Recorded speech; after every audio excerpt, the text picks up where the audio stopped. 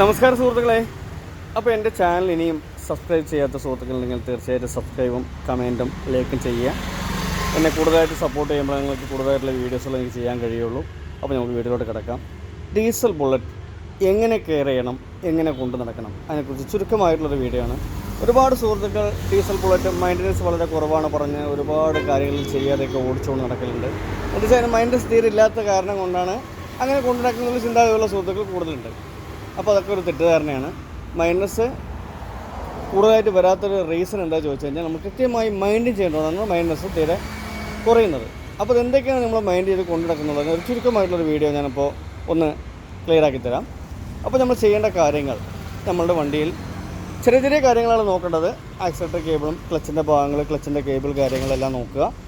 അതേപോലെ ഫോർക്കിൻ്റെ ഓയിലുകൾ കൃത്യമായി ഒരു 16 കിലോമീറ്ററിലൊക്കെ ചേഞ്ച് ചെയ്യുക. അതിനെല്ലാം ഉണ്ടെങ്കിൽ നമ്മുടെ ടയറുകൾ വൺ സൈഡ് തേയ്മാനം വരും. അതേപോലെ ഇഞ്ചിൻ ഓയിൽ കാര്യങ്ങൾ 2500 3000-നുള്ളിൽ ഇഞ്ചിൻ ഓയിൽ ചേഞ്ച് ചെയ്യുക. അത് കൃത്യമായ നല്ല ക്വാളിറ്റിയുള്ള ഓയിലാകുമ്പോൾ വലിയ പ്രയാസമൊന്നും വരില്ല, നമുക്കത് പ്രത്യേകം കൊണ്ടുനടക്കാൻ കഴിയും. അതേപോലെ ഓയിൽ കണ്ടൻറ്റുള്ള എയർ ഫിൽട്ടർ, ഈ കാണുന്ന ഓയിൽ കണ്ടൻറ്റുള്ള എയർ ഫിൽട്ടർ, അതിന് കൃത്യമായി അത് ക്ലീൻ ചെയ്ത് അതിലും ഓയിൽ റിമൂവ് ചെയ്യുക. ഡീസൽ ഫിൽട്ടർ ആവശ്യമുണ്ടെങ്കിൽ മാത്രം ചേഞ്ച് ചെയ്താൽ മതി, ഇടയ്ക്കൊക്കെ ഒന്ന് ക്ലീൻ ചെയ്ത് കൊടുക്കാം, തെറ്റില്ല. അതേപോലെ ക്ലച്ചിൻ്റെ ഓയിൽ നമ്മൾ കൃത്യമായി നോക്കുക, കുറവുണ്ടെങ്കിൽ ഒഴിച്ചു കൊടുക്കുക. പിന്നെ നമ്മൾ നോക്കേണ്ട കാര്യങ്ങൾ ഡീസൽ ഫിൽട്ടർ, അതേപോലെ ഓയിൽ ഫിൽട്ടർ ഒരു 2-3 തവണ കൂടുമ്പോൾ ഒന്ന് അഴിച്ച് ക്ലീൻ ചെയ്യാൽ മതി, കംപ്രസ്സായിട്ട് ചെയ്യേണ്ട ആവശ്യമില്ല. ഓയിൽ കട്ട പിടിക്കുകയാണെങ്കിൽ മാത്രം നിർബന്ധമായിട്ട് അഴിച്ച് ക്ലീൻ ചെയ്ത് കംപ്ലൈൻ്റ് ഉണ്ടെങ്കിൽ മാറ്റി കൊടുക്കുക. അതേപോലെ ചെയിൻ്റെ ഭാഗങ്ങൾ കൃത്യമായി ഒന്ന് ലൂസ് ഉണ്ടെങ്കിൽ അഡ്ജസ്റ്റ് ചെയ്ത് കൊടുക്കുക.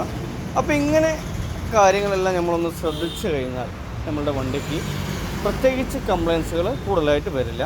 ഓരോരോ തവണ ഓയിൽ ചേഞ്ച് ചെയ്യുമ്പോൾ വാൾവിൻ്റെ ക്ലിയറൻസ് നമ്മൾ നോക്കേണ്ടി വരും. ഇത്രയും കാര്യങ്ങളാണ് ഈ വീഡിയോയിൽ പറയാനുള്ളത്. അപ്പോൾ നമുക്ക് വീണ്ടും അടുത്ത വീഡിയോയിൽ കാണാം.